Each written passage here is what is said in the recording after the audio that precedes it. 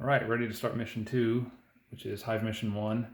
This mission puts the troops in a recon position, and they need to scout an enemy base before a assault by the Colonial Guard. So we have to gather recon points in order to win. Mission 1 is going to require a lot of scouting.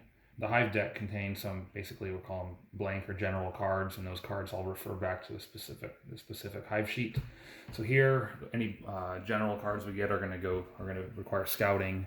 So to that end, automatically going to bring along our explorer, Pathfinder Ganaway. His main abilities are to scout, track, and climb, and those are all going to be common, especially the scouting. He'll cost 10 points. The rest of the squad, I decided to go with a bunch of shooters, people who are good at fire range. So we'll have our 2 veteran fire teams back, McFly Norton and Battle Mech Murph. Pirate Mario with the heavy weapons team will also return. And then also bringing along Enzo Kurt as a sniper. And he gets to make 2 fire attacks. So fire attacks are most likely to be at that range, so I want to be able to put the herd out. I thought about going with a medic, but that would have been 1 less shooter, and I elected to try to make up for that lost ability provided by a medic with some extra medkit resources. So I used 1 strat ops card plus 2 medkits. So here's the 8 resources I chose. For intel, I want to be able to move fast. I think that Hive we're a little more likely to see resistance, and sometimes it can be a slog to get through, so we're more likely to have combat events. So brought 3 med kits plus the 2 from this card, and then also bringing along a light to round us out. One of the sectors here in the Hive has it's dark, and so it inflicts a pretty stiff penalty if you don't have light with you. Hive 1, before we get started here, we did draw an encounter card, which is a dropship attack. We're going to roll a die here since there's exactly 10 resources. So 1 through 4, 5 through 7, 8, 9, 10. We have to lose one of those due to interference from an enemy dropship. 9. So we'll take one of our med kits off. Leave us with 4 med kits. Clear this and get ready to start laying out the Hive. So Hive mission 1 requires us to get 3 resource points. We get those by entering special nodes and rolling a die, and based on that die roll we'll get resource points. So if we're very unlucky, we'll need to visit all 3 nodes, find and visit all 3. If we're very lucky, we might do it in just 1 visit. I am going to make this a little bit more difficult using one of the hard variants here to get an additional extra XP, hopefully. So we'll add a second blank node in here, but that will require us to get 4 recon points instead of 3. So we've got the Hive tiles all mixed up here. What we do is generate the entry point sector. So we'll flip that over. Good thing we brought the light, because that is pitch black. So we have the light, so we won't be penalized navigating through this entry point sector.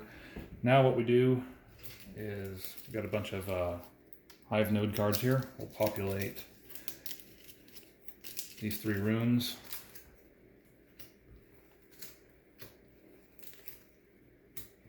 All right, those are all going to be navigable with our explorer. Now we will draw 2 more tiles. First one, narrow passageways. So this one, only 2 units and 2 enemy units may participate in any round of combat. I don't like it, but it's not terrible. We have really good units here for fire range, which will likely be it. So we'll place that there. And we'll draw a couple more Hive cards. Tracking and base, all right.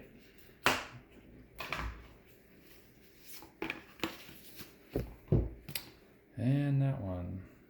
Let's go ahead and put that here. Put that here.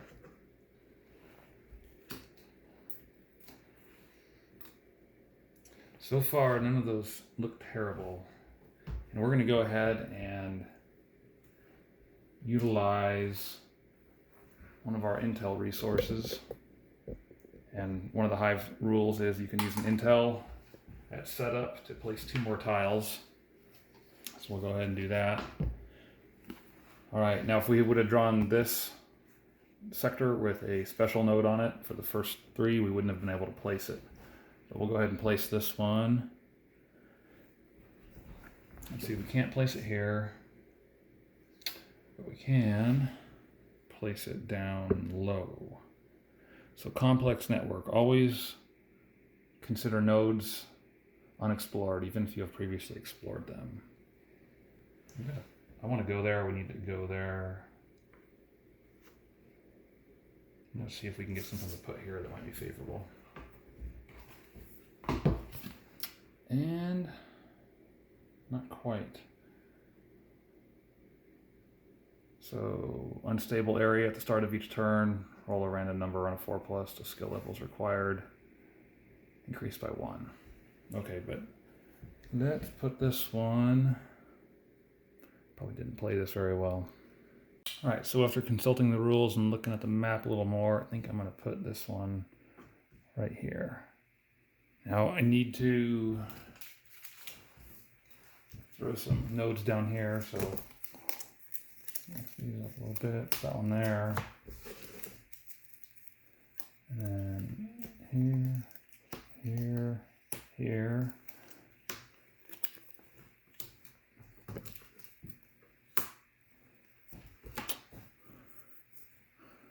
Right, except for that demolitions, looks like we're pretty well suited to the skill checks we've got to make here.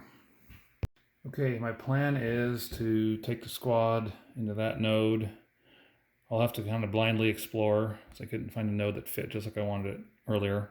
So hopefully I will find something that has got a special node and that fits in this space. If so, visit that special node, and then the plan would be to head straight east through here. Check that out, and that would give me 2 special nodes that are pretty easy to access. If that doesn't work, that doesn't pan out to be a special node, I may look at moving the squad south here. We'll see.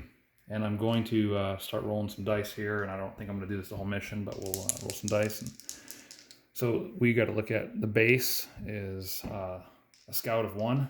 So our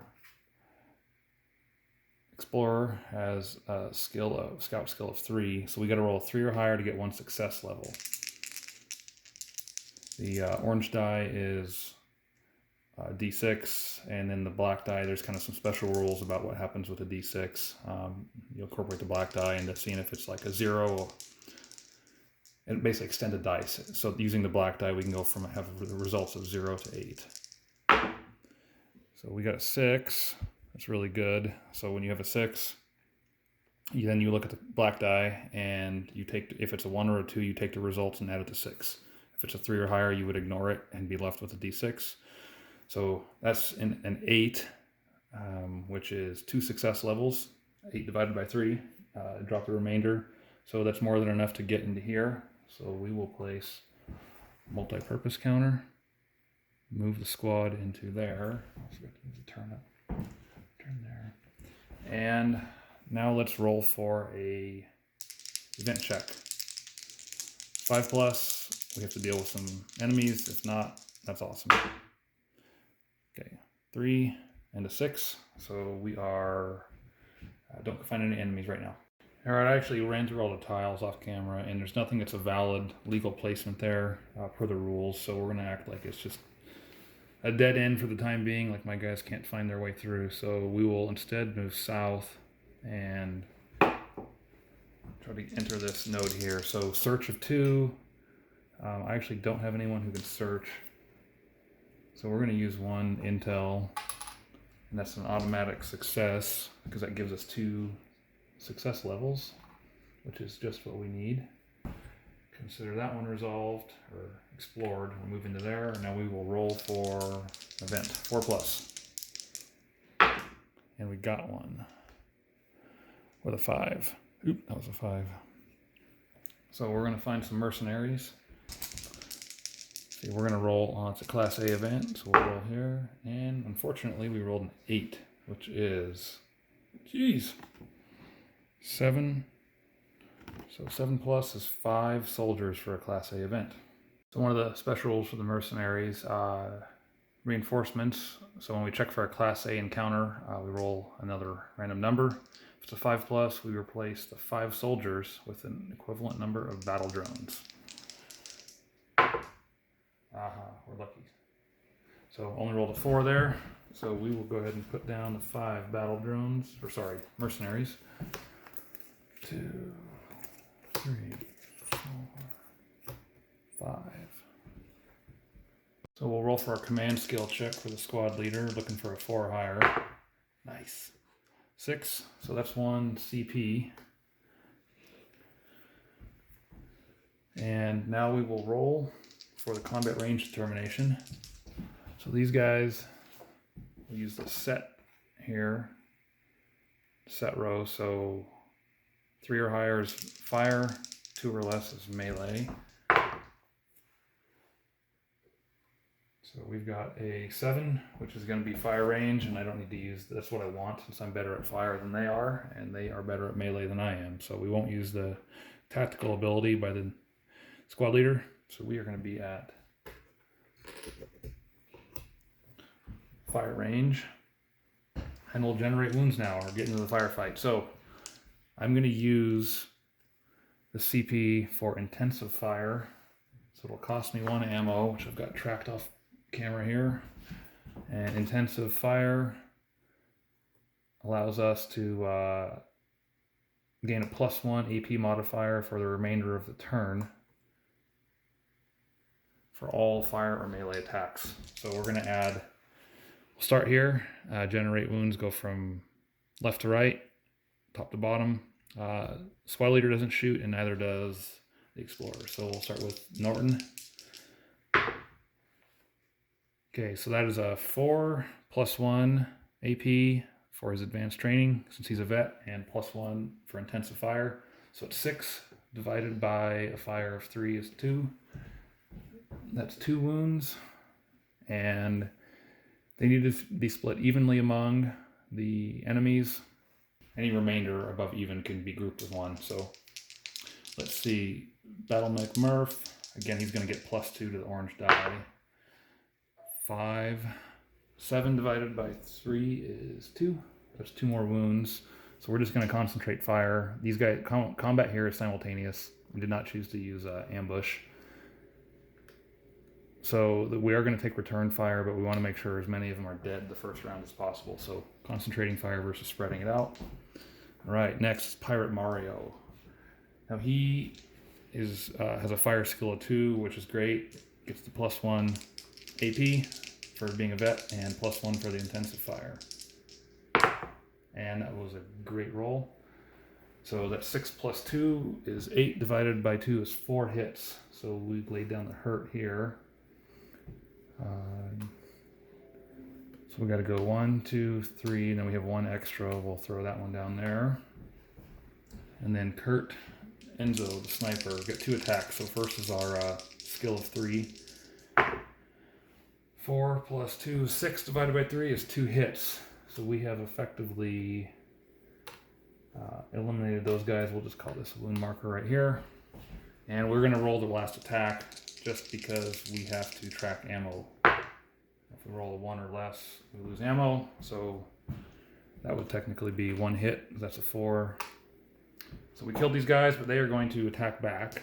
So we have 5 attacks coming with a skill of 4. So any result we get is going to be divided by 4.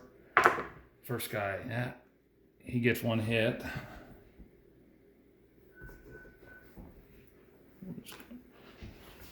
Second mercenary soldier, miss, it's a 1. Third mercenary soldier, 8 divided by 2 is 2. Jeez. We will be applying some med kits here shortly. Okay, now I've got the 4th mercenary soldier. 7. That's still only 1 hit, but it's 1 more than I wanted to take. This mission may be over very quickly. And last mercenary. Miss. So these guys are dead. We gave them 13 hits, but they put some hurt back to us with 4. So what I'm going to do right now is I'm just going to use one med kit and heal one wound. We'll call that. We'll clean this up here.